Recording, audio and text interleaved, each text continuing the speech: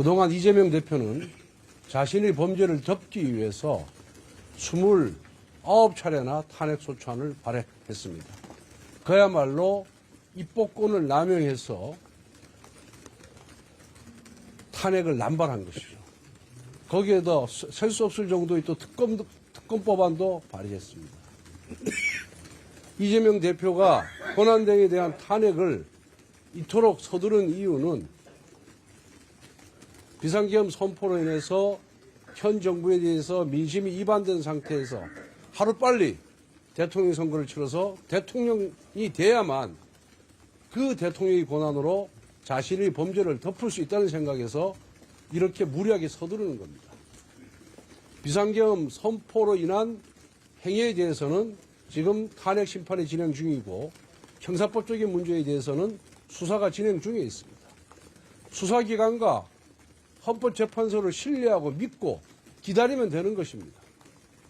그럼에도 불구하고 이렇게 압박을 가하고 겁박을 하고 자기 뜻대로 되지 않는다고 화를 내면서 권한대행에 대해서 특검 탄핵소추안을 발의하는 것은 그야말로 민생은 아랑곳하지 않고 애교도 아랑곳하지 않고 경제도 아랑곳하지 않고 오로지 대통령 당선으로 자신의 범죄를 덮겠다는 그 대전략 하에 움직이는 행동이다 이렇게 생각을 합니다. 반드시 국민들로부터 응분의 심판을 받을 것이라고 생각합니다. 질문 받겠습니다. 환율 문제.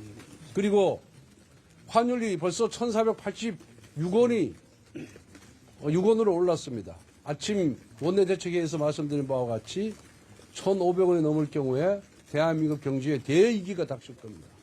이 모든 것은 대통령에 대한 탄핵 소추안 가결로 대한민국이 시스템으로 움직이고 있구나. 그리고 시스템이 전반적으로 잘 작동해서 안정이 되고 있구나 하는 신뢰를 외국인들에게 다른 나라에게 주었는데 그 한덕수 권한대에 대한 탄핵 소추로 인해서 그 신뢰가 완전히 무너졌기 때문에 이런 현상이 일어나는 것입니다.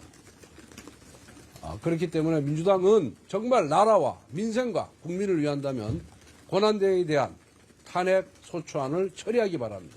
그리고 여러분들도 보셨다시피 탄핵 소추안의 내용이 5가지인데 5가지 중에 단 하나도 헌법이나 법률이 위반되는 내용이 하나도 없습니다.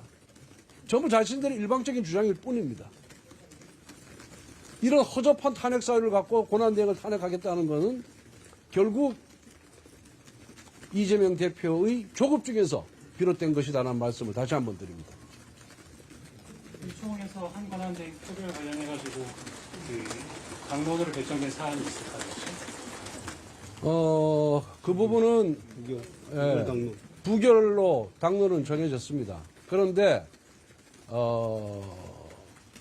우원식 국회의장이 의결 종족수에 대해서 단순 과반수로 의결 종족수를 정할 경우에는 이건 투표에 참여하는 게 의미가 없는 거죠.